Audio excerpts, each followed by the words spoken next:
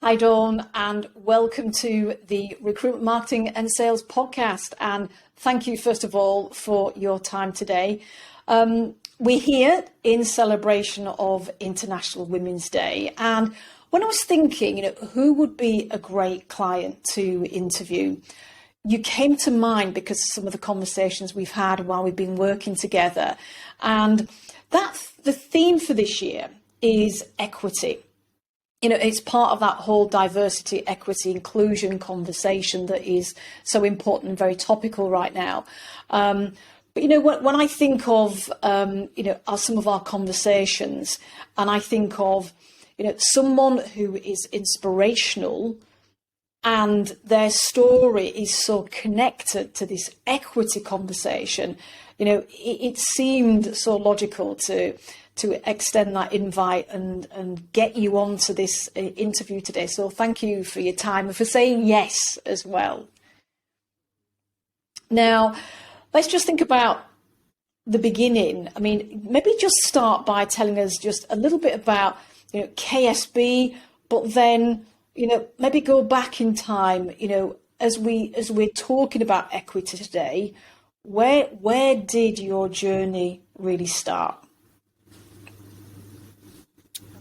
Firstly, Sharon, thank you. Thank you for inviting me along today. It is an honour and a privilege to be here, especially with, as you say, the International Women's Day and that equity. I feel a little bit like it's guided by the universe with the story that I do have to tell. So I am honoured to be here today, Sharon. Oh, thank you. My story is... Well, firstly, a little bit about me. My name's Dawn, for those of you who don't know me, and I've been a recruitment business owner for next month. It'll be 32 years. Wow. I was obviously a child when I started this business. Of course, clearly. absolutely. But 32 years, and we specialise in temporary and permanent placements across the UK for the catering and hospitality industry.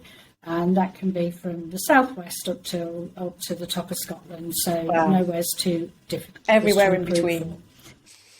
Absolutely, except Stoke, but that's not Stoke.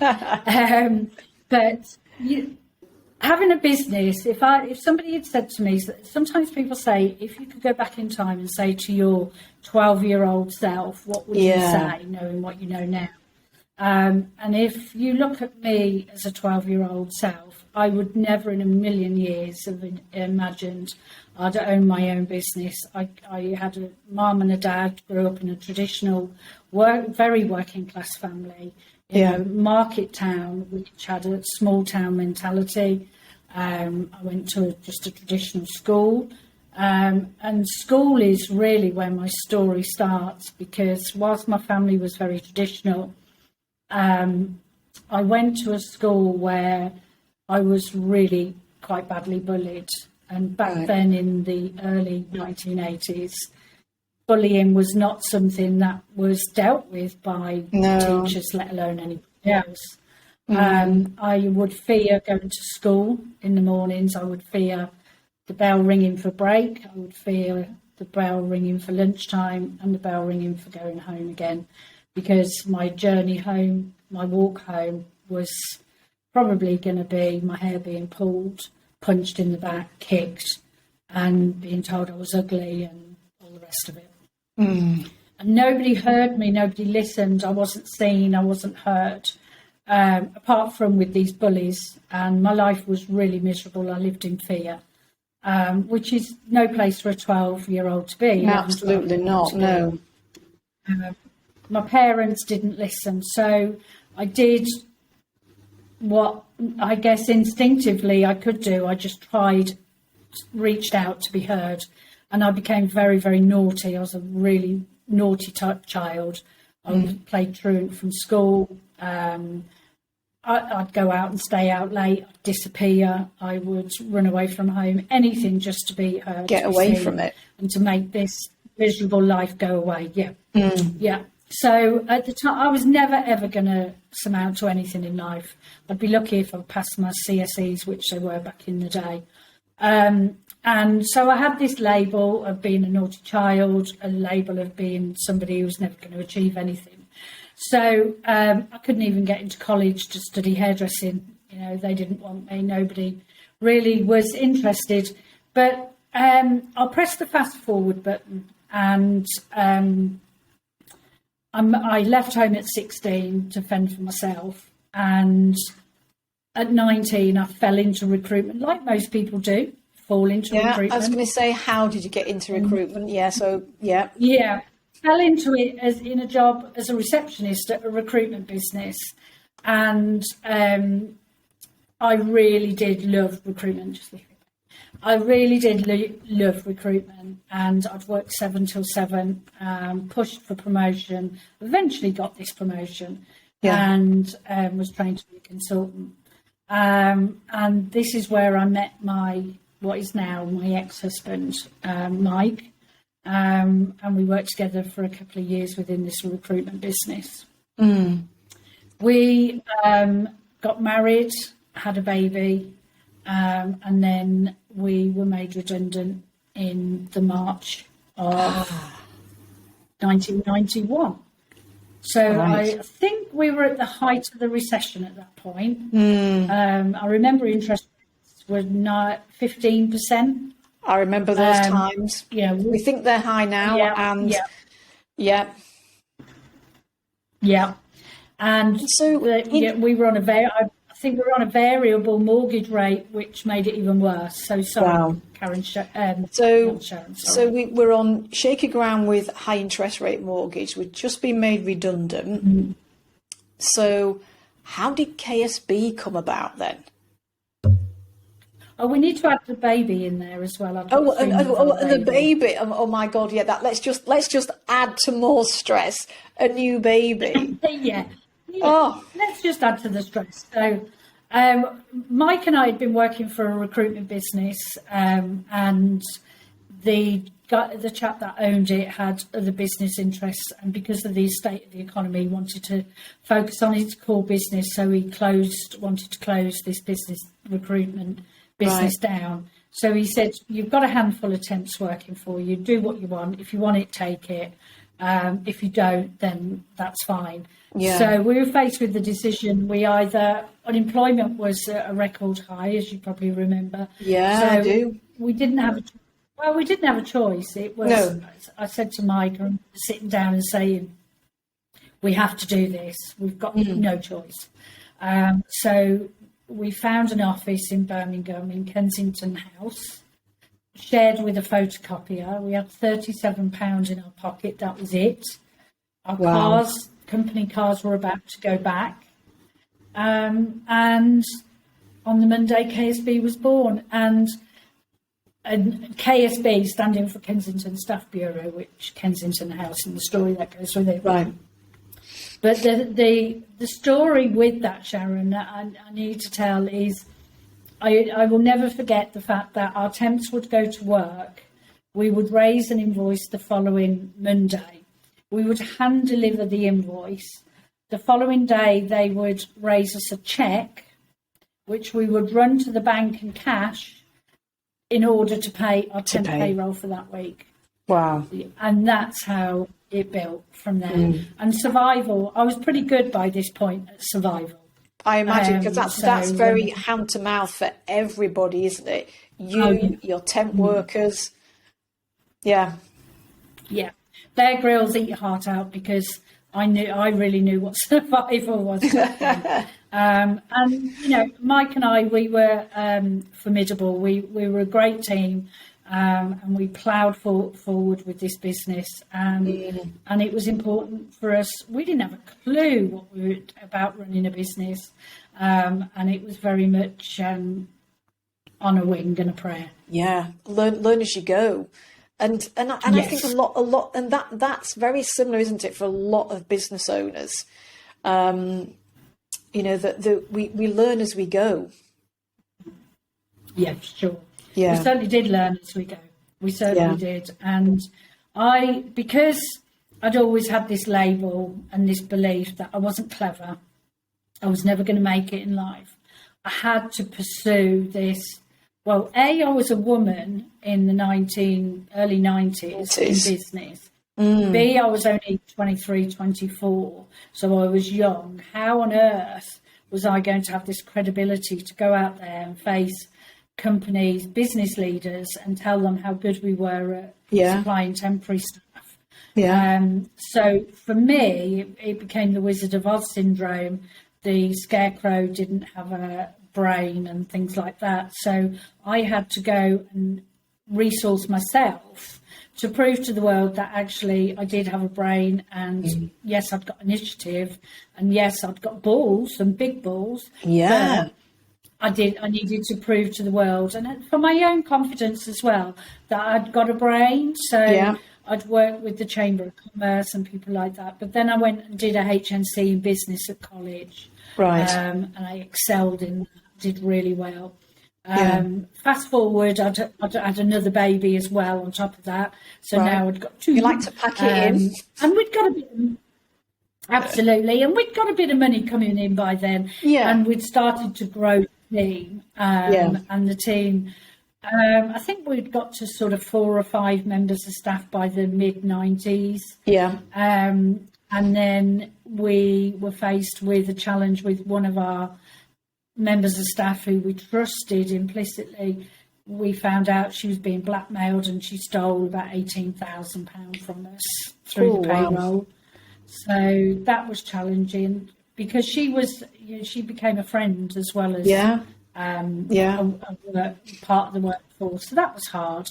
And we were we'd go after new business, and we'd win new business. We had some great clients. We'd lose clients because they signed a deal with Reed on Manpower because they were the big guys, and they could monopolise in terms of cost. Yeah. So there were lots of challenges that we faced. Lots of challenges as you grew, and so in terms of how the company grew over time.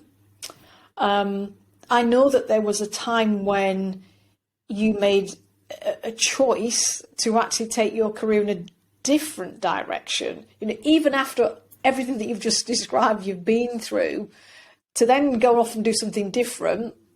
That's an interesting thing to maybe share. Yeah, so in 99 I had another baby. That's it, I did stop. But my kind of inner was about serving others and how I could deliver great service or be of great service to other people, whether that be staff, whether it be customers, temporary workers, whoever it might be. How can I serve? And that was really inbuilt in me. So I'm going to rewind and fast forward. So in 1999, we were one of the first recruitment businesses in the West Midlands to be successfully awarded the Investors in People Award. So that was a real badge of honour for me. Yeah. Massive. Even my HNC, because that was a huge process that we'd had to go down, a road we had to go down in order to ensure we had the right processes and systems in place. So achieving that was just amazing. Massive. And then it was massive, it really was. And then early in 2002, by this time, we'd got to 3 branches and about 30 odd staff. Wow. And we had an industrial driving team who, unbeknown to me, had spent probably at least 6 months working behind the scenes on lining their own pockets and winning clients, winning candidates to take to a new business, which they took. The staff left all at the same time. And took it over to this other business. And that was one of the biggest fights in my life because, I was really personally wounded because these were people that I'd looked after in my business. They had adversity that they came to the business with, and I helped them through it. And it felt like a real knife in the back. And it took a long time to get over that in terms of accepting it wasn't about me, it was about their own agenda. Yeah. But they took the business for about $500,000 in gross profit, and it made me very angry, very bitter, and the knock-on effect was it affected my marriage, and it was I won't say it was the catalyst, but it was a factor in my marriage breaking down. Right. So that was really tough. Yeah. 3 babies, they were kids by then, but Yeah. 3 kids, business and whatever else. So we cut a long story short, we split the business. I kept Birmingham, and my ex-husband took, who is my now ex-husband, took the other 2 offices.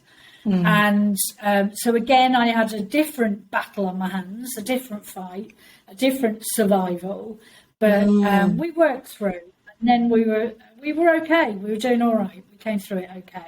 And then we were faced with another recession coming up, Which would be 2008, in 2009. 2008. Yeah. And I didn't have to fight for it.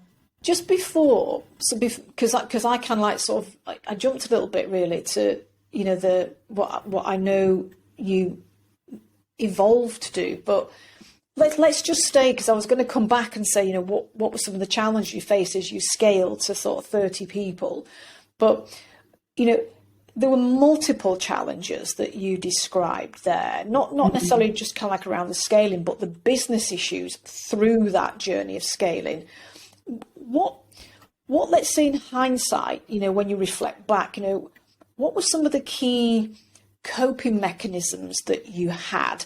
And I guess, you know, any key lessons from it that you think will be valuable to people listening today? I think when I sit down now and look back, I can say that exercise was massive for me back then. Right. I was 20 odd years younger, so I had a lot more energy to fight. Yeah. But for me, it did come back to that survival, because the children were so young, and I had to provide the roof over their head and keep that going for them. But where I am today in business, looking back, and what keeps me going is having resources around me and surrounding myself with great people. Having podcasts that I can listen to. Meditation is a real great friend of mine. I'm a big advocate for meditation. Yeah. Mindfulness, exercise, my spiritual journey, my spiritual practice is really big for me. Exercise, yoga, and just about having the right people. And I think one of the biggest things is being true to yourself. All those years I was trying to be, I guess, Karen Brady. I didn't want to be Karen Brady, but Karen Brady was, you know, she was the managing director of Birmingham City at the time, and she had this, you know, amazing world. Well, why couldn't I have that? And I wanted to, I won't say our role model, she was my role model, but I was trying to aspire to be somebody I wasn't. And what I have to be is my authentic truth, my authentic me. Was there an element, do you think, because, you know, I guess, you know, you and Karen at that time, very young women in, you know, key roles in business, you know, a lot of women, you know, at that age, you know, it was not necessarily the norm, was it? You know, so you were kind of like, you were different, you know. How much was there an element when you think about your childhood that you shared with us, you know, and what you believed about yourself was driven by that need to prove? 100%. Everything. Everything I did was to prove to my family, to, I didn't really want to put my head above the parapet. I didn't want to be seen, because I didn't want people to go poke me in the back. Or say, oh, here comes ugly again, or whatever that bully might say that day. So I was trying to be this business owner, business leader, but not put my head above the parapet because of fear.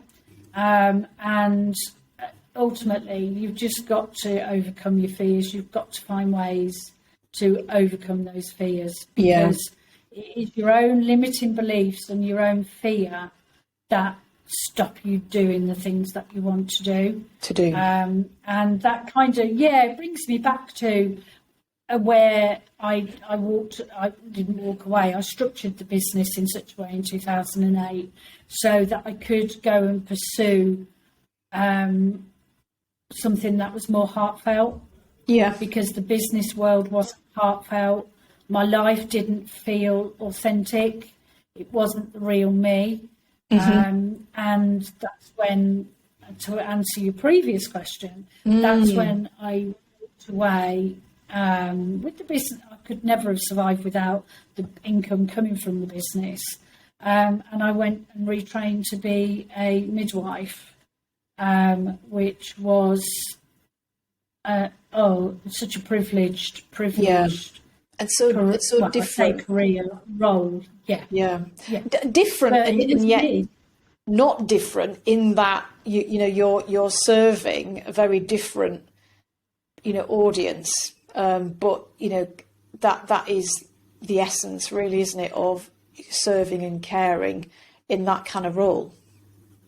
But also, Sharon, in hindsight, what I can look back at and say is everybody loves a midwife. If I was truly me, then people, again, I was looking for that validation. People would love me because I was a midwife. And so I wasn't going to be faced with these bullies, and it would help me to heal, I guess. And it's that external validation again, isn't it? And actually, of course, to do was the internal validation. Yeah. Interesting. And so, I suppose when we think about the NHS and let's say how that, compares as an environment to the environment that you'd come from, what are some of the highlights of your experience there, and some of the lessons perhaps that you had that you brought with you in the kind of like the next stage, which is the kind of almost like the third stage of, I guess, your professional journey? Wow. The training, the 3 years of training was really intense, and I met some incredible people, really, truly, truly incredible midwives. I have to say that, the media, unfortunately, in some aspects are right. Bullying is rife in the NHS. Right. And that is sad to see. But I guess, in a female-dominated industry with lots and lots of women working together, I guess you're going to get that. But the doctors, the midwives, the support workers, the admin team, or everybody they work relentlessly to provide that service to women and their families. And what's sad sometimes is that people don't see what goes on behind the scenes in the NHS. And a midwife having a glass of water while she's doing her notes is not a bad thing, but the management would say you're not allowed a glass of water on your desk because the public see you sitting there drinking water or a cup of tea, and it's seen as not very professional, which is crazy because that might be the only glass of water or cup of tea you get. Honestly, absolutely. Because there'd be complaints. I'm going to have my glass of water, that's ridiculous, isn't it? So there's things about the human element is very much about the customer, but the human element of the staff, certainly in the trust where I worked, but the human element of the staff is lost. Right. And that's really sad. In terms of opportunities within the NHS, there's massive opportunities. No matter who you are, what your background, there are fantastic opportunities and career progression within the NHS. And sadly, it's too big an organisation. Somebody needs to really take it by the And I won't say what I want to say, but take it, shake it, and fix it. Yeah. Because it is very, very broken. And they rely very heavily on the goodwill of the fantastic staff that I had the absolute pleasure of working alongside. Yeah. And I saw some life-changing, I had some life-changing experiences in terms of what I saw, which completely humbled me. Yeah. It was an amazing, incredible experience, and I'm so proud that I was able to do it. That you did it. Do I miss it? Absolutely, every day. Yeah. Would I go back? Not a prayer. No. I was going to say that it's like, gosh, if you miss it that much, would you go back? Obviously not. But what was it then that I guess, led you to leaving? Something that obviously you care. I know from our conversations that you care really passionately about, and what you've shared there. You care very passionately about the NHS as I think the majority of us do, and would love to see it get some support. It is a massive organisation, isn't it? But what led you then, I guess, to transition into your business again? Well, part of the story. A part of the story. Had the events that had not have happened, I probably still would be a midwife today. Right. So I just want to kind of lay that out. Yeah. I may have started to progress, who knows, but ultimately that's where I would have been. Yeah. So in November 2017, my mum, I had a phone call that haunts me today. So my mum had a stroke, and it was a massive, massive stroke, a life-changing stroke. And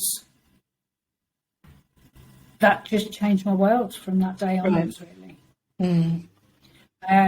So I had a period of time off sick to work out what was going on with mum. And at the same time, the law of the sod, I guess, was that the way I'd structured my business was we downsized to where we only dealt with catering and hospitality, whereas previously in years gone by, we did industrial driving, catering, secretarial, very generalist all things, yeah. So I'd restructured so that it was catering and hospitality.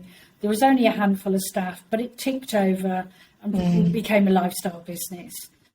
My accountant, who'd been with us for a number of years, at the same time, unbeknown to me, was having real mental health issues.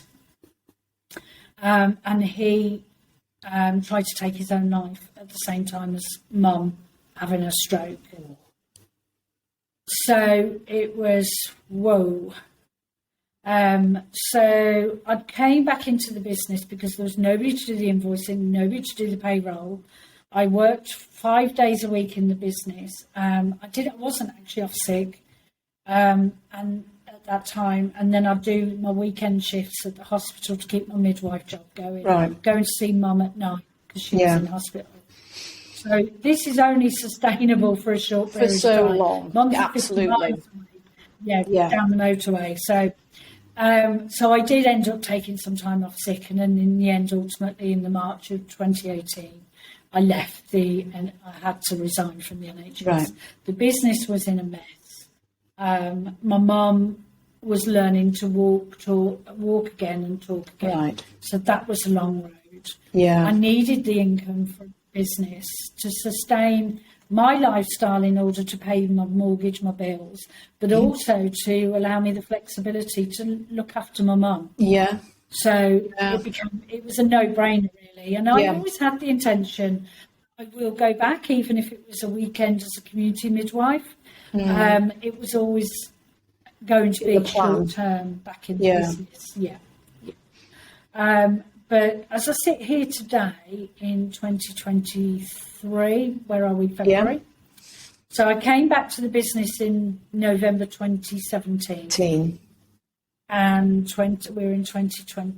23. Just at the beginning. 900% growth. Wow.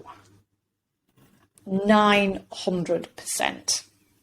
900%, yeah. 900%. And let's say when you came back in sort of that November 2017, what were some of the goals, let's say, at that point?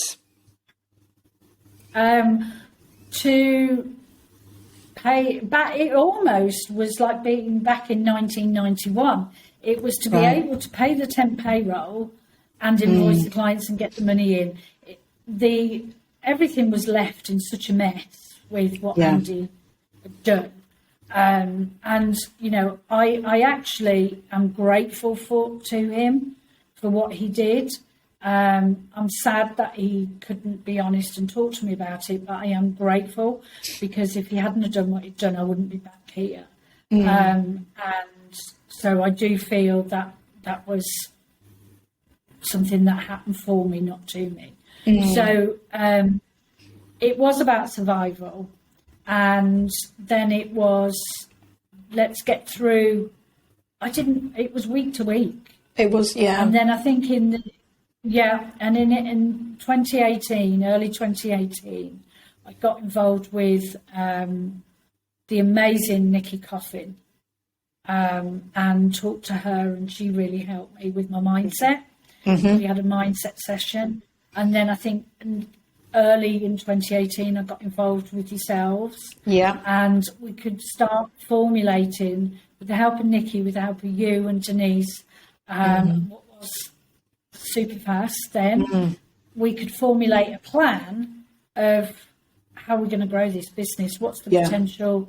If I'm back, I'm going to make it happen, and I'm going to do something with this business. So it's been a long journey dealing with my limiting beliefs and my insecurities and my fears, to actually, I mean, Sharon, how long have you been asking me to go on video? Probably 2 years. Wow, So to finally maybe a bit longer.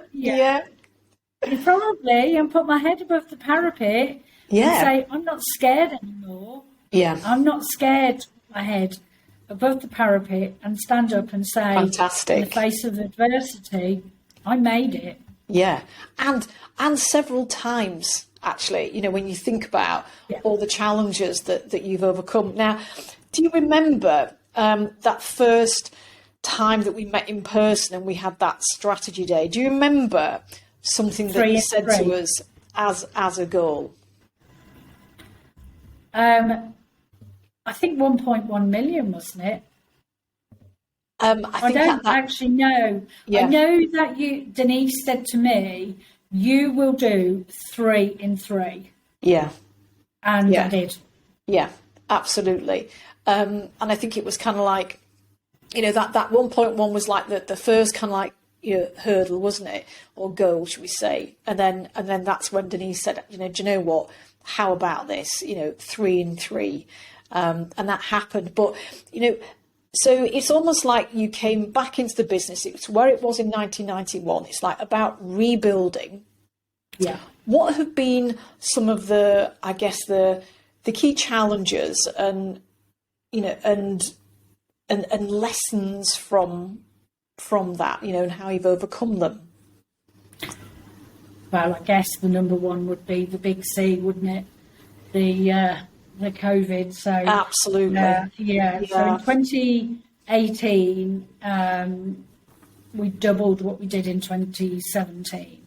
2019, we did slightly more. I can't remember what the exact figures were. I know it's over to 1.2 million because I took the team to Disneyland Paris to say thank you. So I remember. We had an all expenses paid trip for the weekend to Disneyland Paris. We had an amazing time.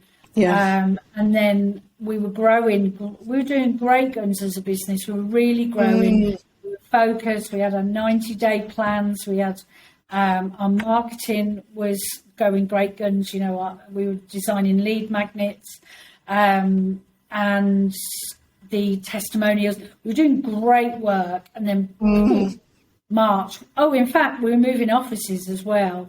That's, and then we yeah. all fell off the cliff in March, didn't we? When Boris said, absolutely, yeah. That's it. Yeah. So I was like, John and I worked, we furloughed all the staff, and John and I worked the whole of COVID relentlessly. I was in the office at home, he was in the conservatory.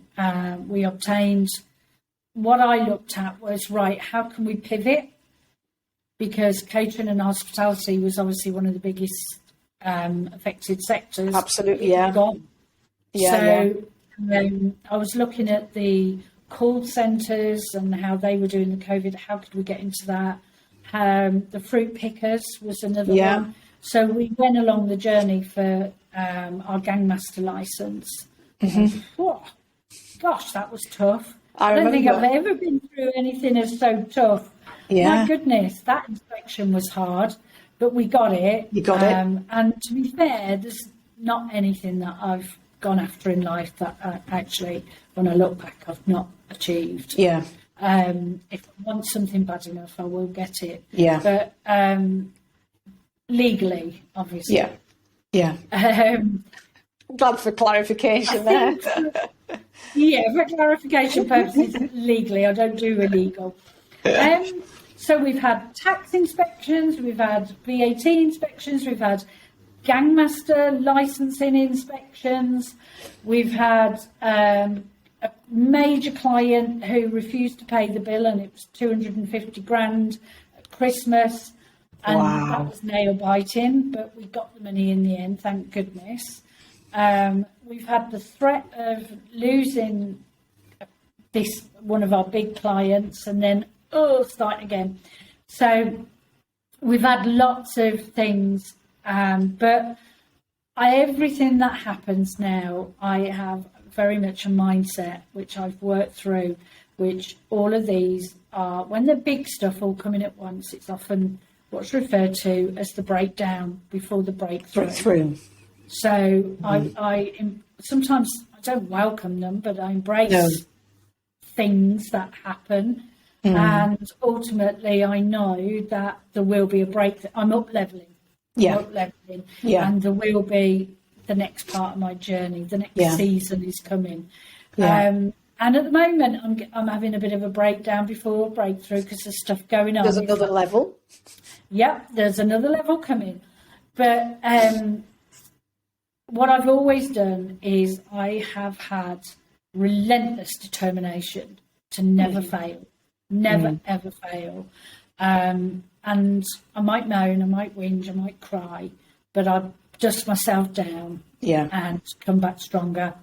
And you have to, whether you're male or female, you're pink, green, with yellow spots, if you want something in life, go get it, because if you've got the determination, nothing can stop you. Nothing. No. Yeah. And I've got a business now where, as a midwife, I could be kind to people. I could be seen and make a difference to women's lives, families' lives. And I've brought that back. So business doesn't have to be about how much money you can make or the next deal or the next big thing. It can be heartfelt. And my business, I can honestly sit here and say, is truly heartfelt. My staff, they have Meditation Wednesdays by Carrie at Serendipity Wellbeing. She is fantastic. She does meditations for all of my staff. And we have that every Wednesday. Every month we have our massage lady who comes in. And the staff have a menu. They can pick what massage that they want. Because for me, mental health is really important. Yeah. And you look after your staff, and you look after their mental health, or help them to help themselves, because you need to empower people. You can't do it for them. Help them to help themselves. Then your staff they'll move mountains for you. Yeah. Move mountains. But one of the things that I'd like to kind of say today is the International Women's Day and that of equity. my business truly already embraces that. Becky and I are about to launch our community page, I guess, a community for a community hub for the outside world. The staff want to call it Ask Dawn, but I'm not sure my ego will allow it because my ego's not big enough. But the community hub will help to resource people like me who think I'm never going to make it in life, I haven't got any qualifications, can't get intelligence in school, I'm crap, I'm rubbish, I'm going to go and smoke pot, I'm going to take cocaine, I'm going to steal. Right? Because I could have gone that way. But path. I chose to go that way. And I think as well, just to kind of like sort of chip in there, that I think, there are all those things, and there are so many people perhaps who get so far down their journey, particularly women, who experience at all stages, in my experience, in terms of ages, that imposter syndrome. It doesn't matter whether it's somebody 100%. starting out, whether it's someone that's more mature that actually has experienced success, that this whole imposter syndrome, thing, it's constantly coming up. So I think that's kind of like another thing as well. Just absolutely. Oh, I had that in abundance. Shopping bags full. When in my 20s, I just felt like an imposter. It was a really male-dominated world. Every client that I went to see was an ops director, was a man, was the manager at Barclaycard was a man. They were always men that I was up against. And I must say, though, quite often, when I went and sat in front of a woman in HR, they would be vile to me. Vile. And it was always the men that were really nice. So I don't know whether they had a bit of imposter syndrome. Interesting, isn't it? Yeah. We don't always hold each other up and raise each other, do we? Which I found really weird, actually, really strange. Again, in the 90s were a strange time anyway.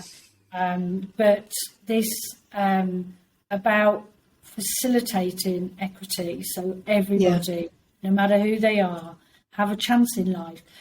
Our page, our hub, will have resources on from people who can help with money, finances, help with mindset, help with meditation, all sorts. What I offer to my internal staff, I want to be able to offer to the external world, and KSB will enable me to do that next step in the world. And so is that something that that you have created, as a let's say as a resource hub for the hospitality industry and the people that you're working with, or is this kind of like going even wider than that, Dawn? It's going to go wider than that. It's going to go wider. We'll roll it out to the clients and the candidates on our database. But hopefully through the power of social media, then we will roll it out to anybody. And Sharon, if it makes a difference in one person's world, then it's been worth it. It's worth it. Absolutely worth it. And what it will have is all of the telephone numbers for Women's Aid Refuge, Mind, Samaritans, places like that. So people always know where they can go. Google's great, but honestly, you're faced with so many ads and whatever on the internet. If you've got one-stop shop where all the resources are there, cost of living crisis, what you can do to budget, what you can do to save electricity, things like that. Just have all the resources, and there isn't anything else like it around. No. But it's about being kind. And I guess it's it's about as you say, sort of doing business in a different way and being able to contribute in a different way as well, isn't it? And I know just through some conversations that we've had with yourself and with Becky about this really kind of like important project that marketing is going to play a key role in you being able to communicate that out to your own clients and candidates, and then more widely. And you sort of mentioned earlier about perhaps the role that marketing had played amongst a number of things that had helped you rebuild KSB. I just wondered perhaps if you could just share perhaps some of your thoughts around what role it has played and how it has helped the business. I'm sure people listening, thinking about their own marketing would be interested to hear.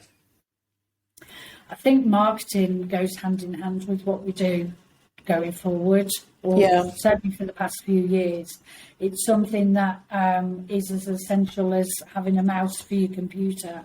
It's enabled us to look at the bigger picture of the business world, to analyse the business strategically, to say, look, where do you want to go as a business, but ultimately, how are you going to get there? How are you going to demonstrate to your clients or to prospective clients how good you are?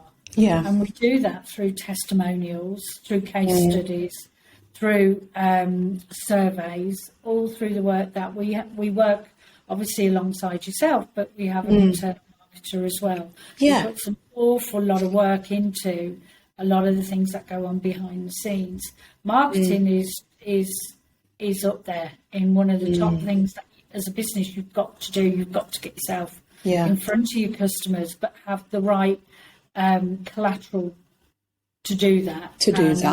Whether we've got some great case studies that we've had written and turned into a glossy brochure we can download and send to the client.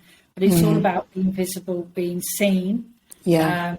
And what's that next step? It's not just social media, but it's what do the customers really think about us? What's our brand? The brand's really important. So when you look at our colours, the colours behind us on the marketing board today flow nicely with the colours on our website, with our CRM system, with the colours in our office. Everything is streamlined, and it's really important that it's that brand. Yeah. And Becky, she's fantastic. We might lock heads at times over certain things, but ultimately she's difference fantastic. Is good. Different opinions is good, isn't it? It's about debate and and challenging. What's going to work and and one of the things that I really love is the 6-week sprint that we do. So we can look at 6 weeks of targeting a particular industry, but having all these almost signposts within the marketing toolkit, I guess is a better word. So we can pull that out of our marketing toolkit, or we can pull that out. We've got so many resources that are available to us to help win new business, because the message is always the same. The message is streamlined. It's consistent. It's branded. Marketing for me is just it goes hand in hand.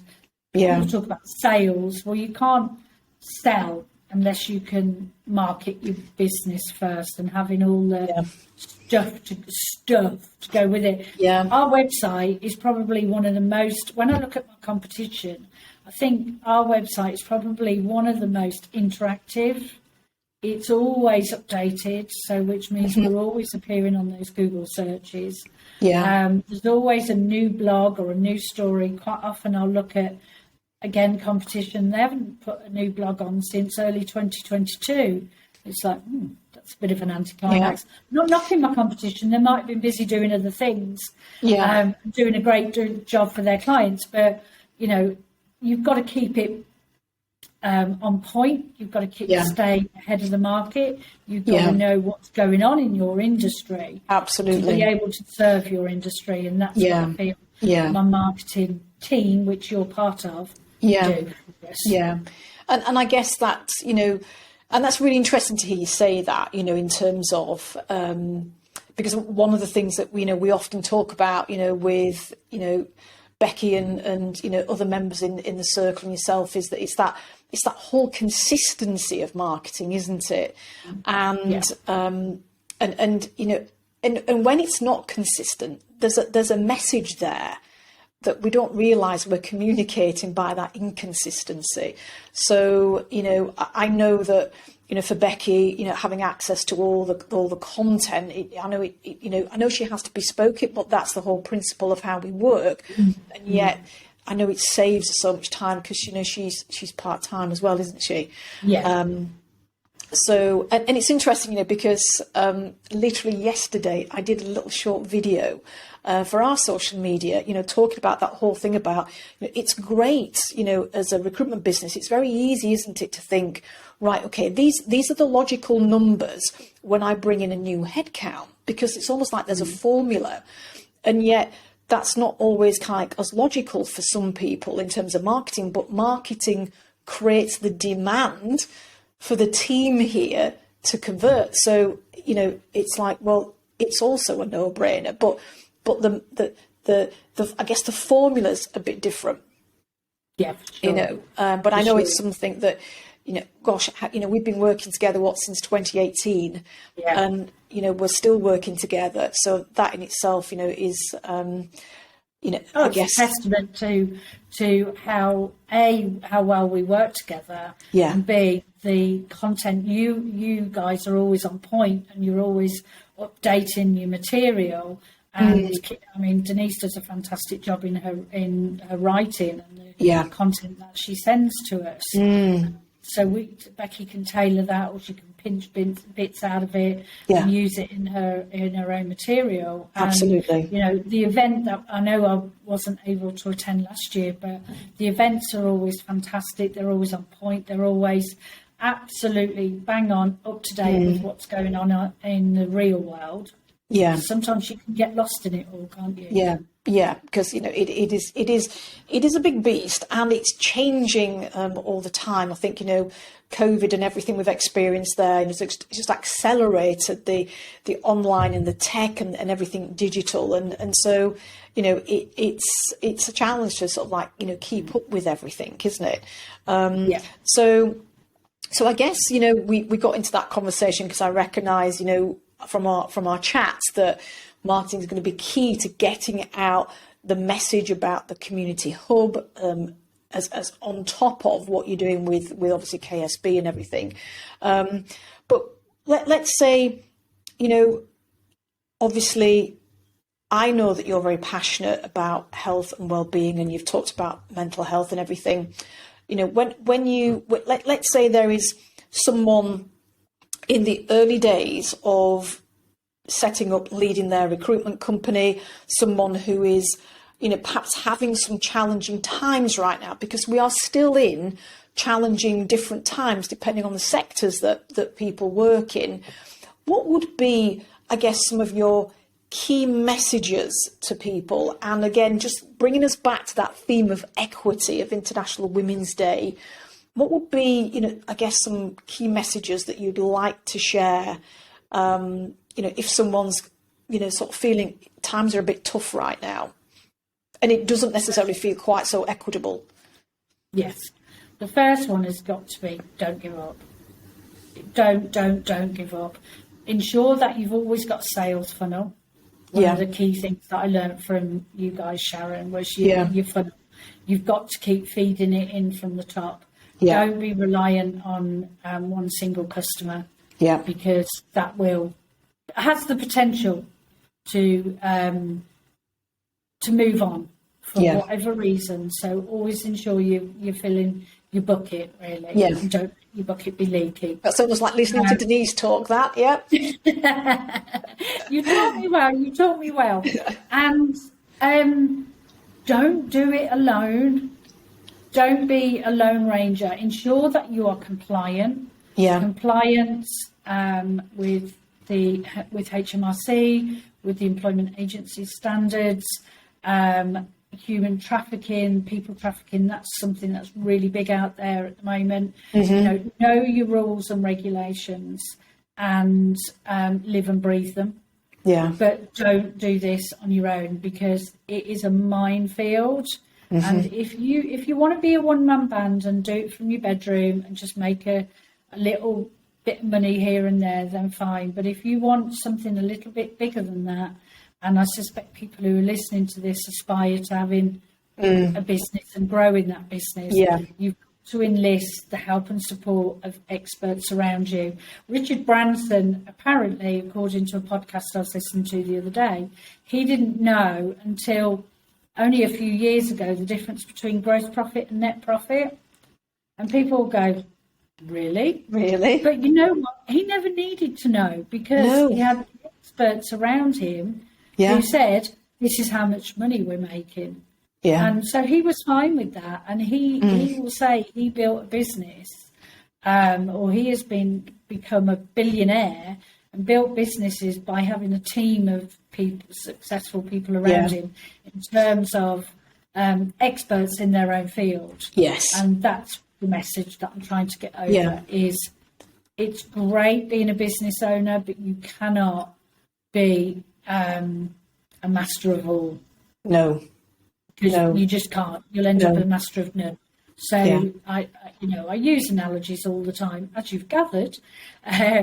But ultimately, you've got to buy in the expertise, and buying Yeah. in your expertise has been an investment well worth making, as was with Nikki Coffin. Absolutely. She's an amazing advocate in a different space Yeah. to yourself. Yeah. And what she does is fantastic, but you just got to buy in that expertise. Yeah. Don't do it alone, and be Yeah. brave. Stick Yeah. your head above the parapet and break through the fear. Yeah. No, absolutely. And it is, Be it kind. is, and be kind. It is. And I Be think, kind. it is down to Nikki that we entered this sector, having worked with Nikki for so many years, and through Nikki how we met, and I think it's we can work together, collaboratively and being kind with each other, because everybody, I think I remember seeing a quote somewhere about we can lift each other up together, and we can all kind of like grow, and we don't have to have that, such a competitive mindset that I know, some people perhaps do approach it with. And, I guess as we sort of bring our conversation to a close, because I really appreciate your valuable time. I want to say thank you because, you and I have had many a drink over the odd glass of wine or G&T, and I've learnt more about you and your story today. And for anybody listening, it truly is an inspirational story, because when you think about the hurdles that you've overcome, and it's not just been once, it's been multiple times, at each point, I think, if you map through your life in decades, there's kind of like being a constant, challenges and big ones as well. And, how you've overcome them, and I guess driven by some of those early life experiences as well. So when we think about equity and we're celebrating International Women's Day, it might sound corny, and I can only think, Dawn, of that phrase, anything is possible. And to borrow your phrase, it's about believing that it is possible for you, and it is about doing that work in your mindset to get rid of those limiting beliefs that we sometimes do hold, that we've brought with us.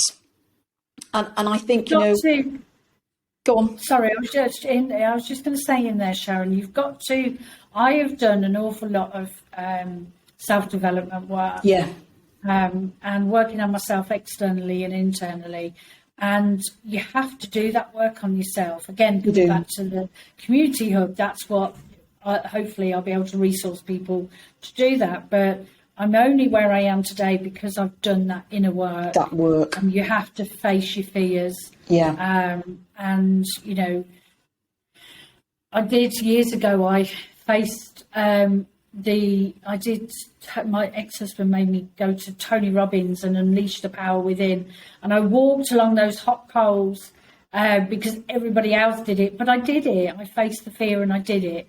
And that's what you've got to do. You've got to believe, and if you don't believe, fake it, pretend you believe until you truly do believe. Until you do. Absolutely. And I think often when people have had experiences like you've shared with us today, you know, bullying, and there are lots of other trauma experiences that people will have. You know, in a way, it's kind of like, it makes sense that they bring that experience with them. And yet, you know, I think as we get, you know, as adults, you know, we're at a point where we've got that opportunity to choose if we want to keep bringing that with us, or if we want to choose to kind of like let that go and maybe allow it to fuel us in a different way in terms of how you chose to, you know, fuel it with us, but then to do that mindset work and that inner work to let it go, so that it doesn't continue to influence, you know, our lives moving forward, and influence what's possible as well. You know, so yeah, you know, I think, and it's funny actually you mentioned Tony Robbins, because apparently, you'll laugh at this, he is going to be in Birmingham this year. I know. Doing UPW, which we've both done. First time since COVID days. Supposedly the only gig in Europe he's doing this year, which I'm not sure that's quite true, because he always gets excited, then he puts on other events, doesn't he? But no, that's funny. And it's interesting actually you share that, because reading his book, Unleash the Power Within, was the very first personal development book I wrote. And when I left corporate, as I was setting up the business, I too went and walked those hot coals down at London Excel Arena. Yes. So we're probably at the same one then, Sharon. Yeah. So if anybody's listening and hasn't experienced the lovely Tony Robbins, then, you know, it is definitely worth. It opens your eyes, it opens your mind, I think, and everything as well.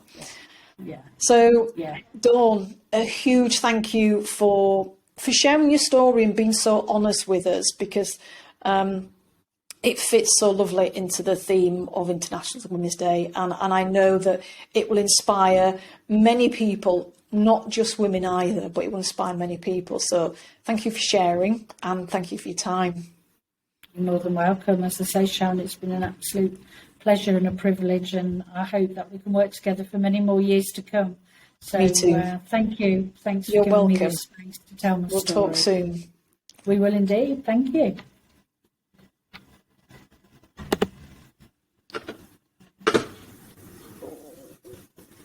Okay.